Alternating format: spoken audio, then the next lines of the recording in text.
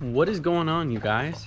Welcome back. And I made a discovery. Was this part of the reason why Cherry got murdered? Let's find out.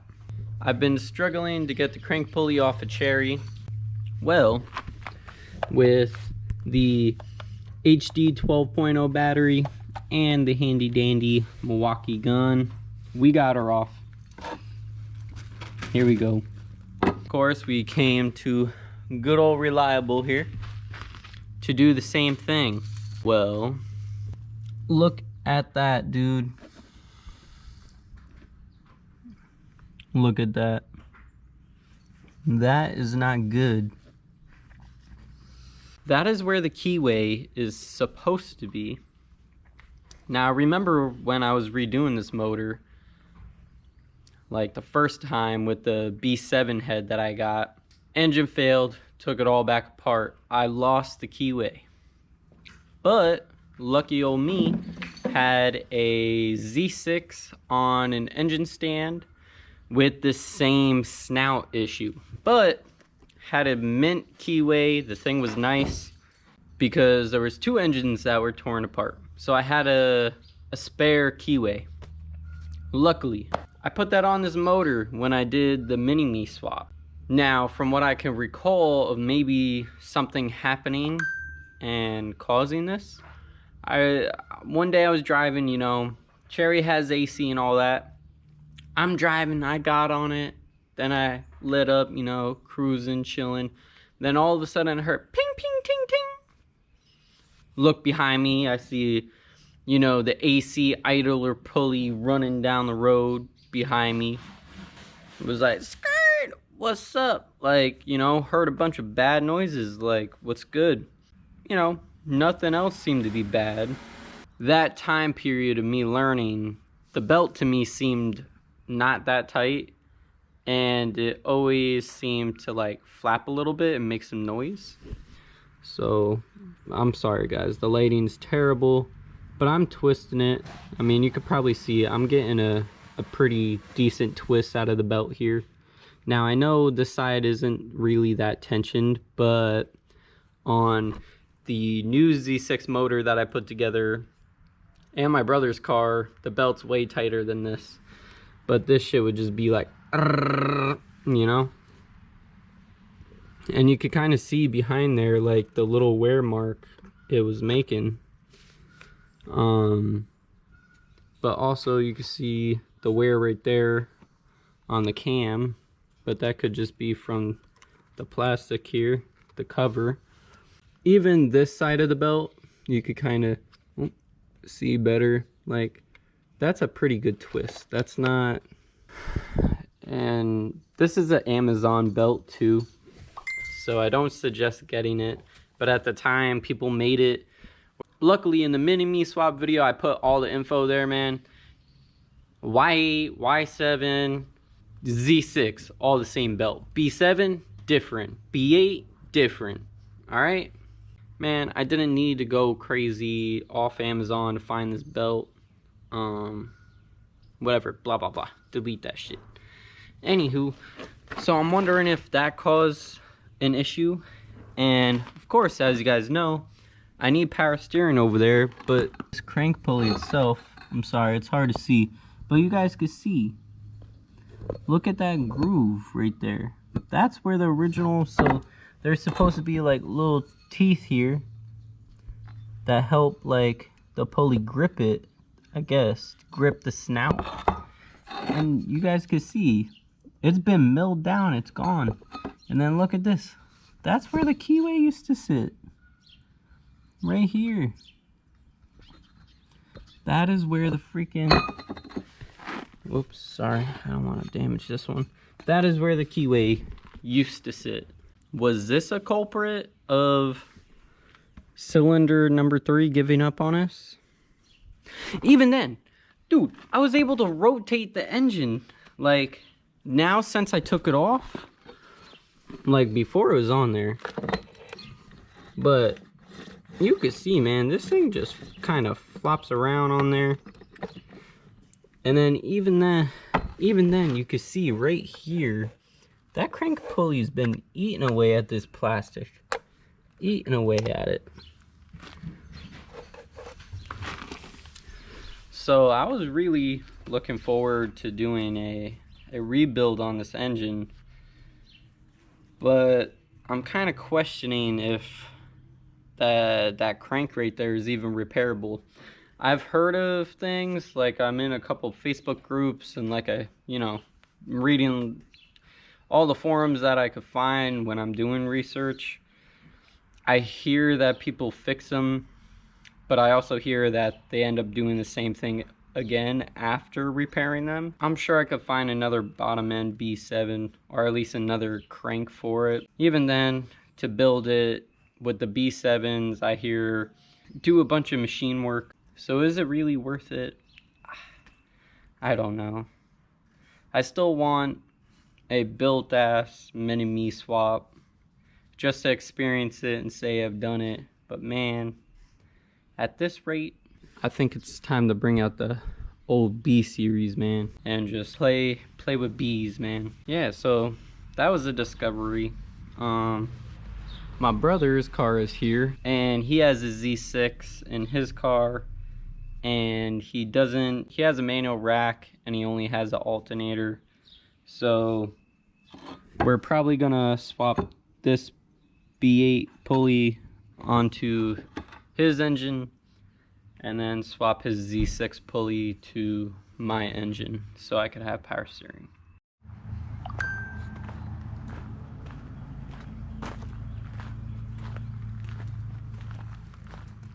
We're here with Matt's car here. Yeah, we're still having weird electrical issues. Changed the computer, didn't really do nothing. Changed spark plugs, didn't really do anything. Ended up cleaning up some wires, because basically right here underneath the wiper cowl there's a giant hole, and water gets down and in there alongside the ECU. So we discovered some corrosion. Took electrical brake clean, I guess, sprayed that up, scrubbed it up to the best that we could without taking the electrical pins out. I think we might go a step further and try to take out those electrical pins. Changing out our distributor, we were able to get the car running again. And then for some reason the car had zero issues starting. Started multiple times in a row, and yeah, it just kind of worked. Still seemed to have like a weird misfire kind of idle issue. I think we got it mostly taken care of. Then we went ahead and added in the vacuum hose there, and that seemed to help. And then all of a sudden again, while adding that in, the car started acting up again, started dying. Now it just has this weird no start issue. So Matt will turn the key and you'll hear over there click, and then if you come over here on the ignition fuse, you can feel it click. Now this is his original fuse box, so I went ahead and grabbed this fuse box that I had. I don't think it has any issues. As you guys can see, there's like zero corrosion in there, pretty mint. And same thing, just a click. It's still on the other ECU that I have. Yeah, I mean, she's been parked up in the barn, so there's been no water issues or any of that. Trying to look around the wiring, don't really see any issues. Then I thought about it, maybe it's the distributor wires, but I unplugged them, replugged them in. Didn't really seem to do too much. It's a Rywire harness. I believe it's like the Rywire B to D series, like plug and play. Right there it has the Rywire stuff there, so I'm pretty sure it's a legit engine harness, but I'm really starting to question it. I have a bunch of OE harnesses, and as you guys can see, there's the black and yellow wire here for the distributor. That's a OBD2 harness. Got this OBD1 harness right here, once again a black and yellow wire to the ignition harness that goes to the key. There is that solid black wire with a yellow stripe in it. Trying to play around there, but it didn't seem to do anything for us. But then looking at Cherry over here in my fuse box, we have this solid white wire that runs all the way down into the harness, the main harness here. And I believe that's the wire that comes over here to our alternator. Might be hard to see, but you guys can see it right there. It is a white wire. So I believe that's our alternator there. The other white wire goes to our battery. Then another wire that goes from the battery to the starter. Now, on my brother's car, I had bought 2 other wires. I forget what brand they were. These 2 wires, they come in. One of the wires goes to the starter, to the fuse box, and then the alternator wire goes over there to the alternator. So I've been thinking about it for a long while now. Basically, here's the wires. This is the one on the starter. I've always had the 2 wires coming in to the fuse box, but I'm wondering if I need to run this wire here straight to the battery itself instead of having it here in the fuse box. I believe it would get more voltage being hooked up to the battery. I had Matt here take off his bumper and fender. We got the DC5 Creations battery relocation. There are 2 wires here. Thinking about it now, the 2 wires, I believe both the wires go to the fuse box. I think one of the wires should go to the starter, and that would be the starter to battery, then the battery to the fuse box. I believe that's how it should be ran. Where also my brother has a sub, and possibly this wire right here is the guy that's supposed to go to our starter. There's a wire that I believe we have tucked up in the window cowl. With this kit comes like these 2 like battery posts, because the battery isn't really accessible in the front bumper, so it gives you like 2 terminal knobs that you could, most people put them here in the window cowl area. We were going to, but then we chose not to just keep it cleaner, I guess, in the bay. So yeah, I wanted to catch you guys up, give you guys some thoughts and input out of my brain. I'm going to trace the 2 main wires that come off the battery and see if they go into the car. I might pull one of them out to go to the starter. Basically gonna try and replicate Cherry, because I think that's where we're losing our power. This was a alternator and starter wire kit that I bought, but it was like an aftermarket kit that I bought from eBay. So now we're basically running the full DC5 Creations battery relocation kit. So before I had the wires running to the fuse box. Now we only have the battery wires running to the fuse box. So here are the battery wires running from the fuse box into the car. This wire that we utilize for the sub is actually the starter wire that's already integrated into the battery wire harness. Then I found, because I kept a bunch of wire extra stuff that we had in the kit, I found the alternator wire. So now I have it from the alternator to the starter, then we're going from the starter to the battery. Fired it up, we got power back. The car was running way better as well. I was actually reading that the alternator was charging this time.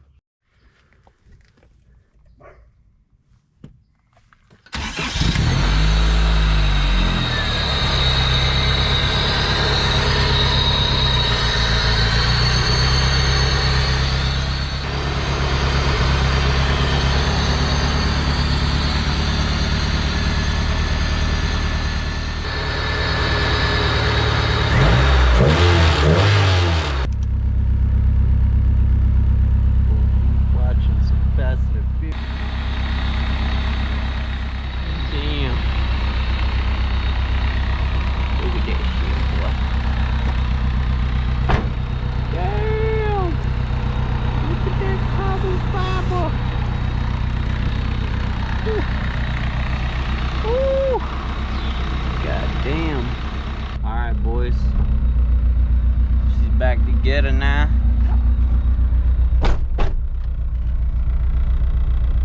Dang. I tucked the fuse box up higher, so now someone could actually have their feet out. Sweet, that's kind of dope. Yeah, man, got everything all nice and covered up. We're ready to go, bro.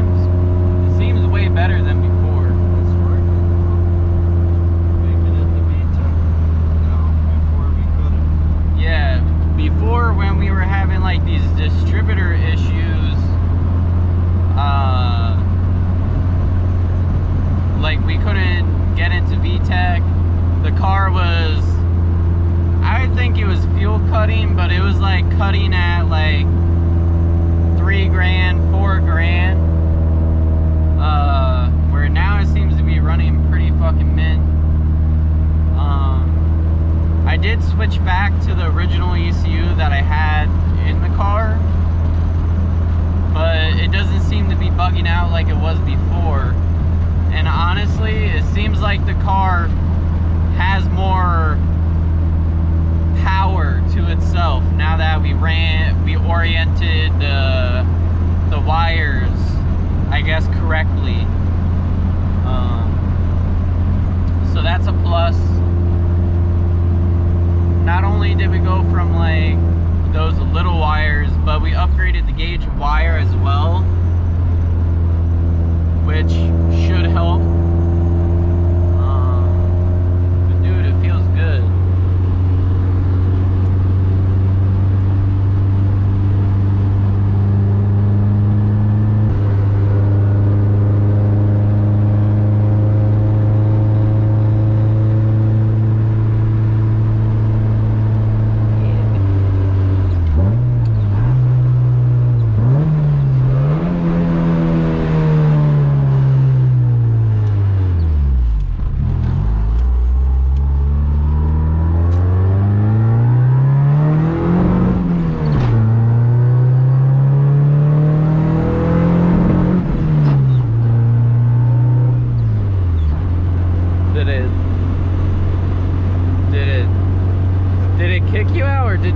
Back to the house and continue last video swapping the crank pulleys over. We're gonna swap pulleys with Matt, and yeah, man, go from there. But that's a wrap. Peace.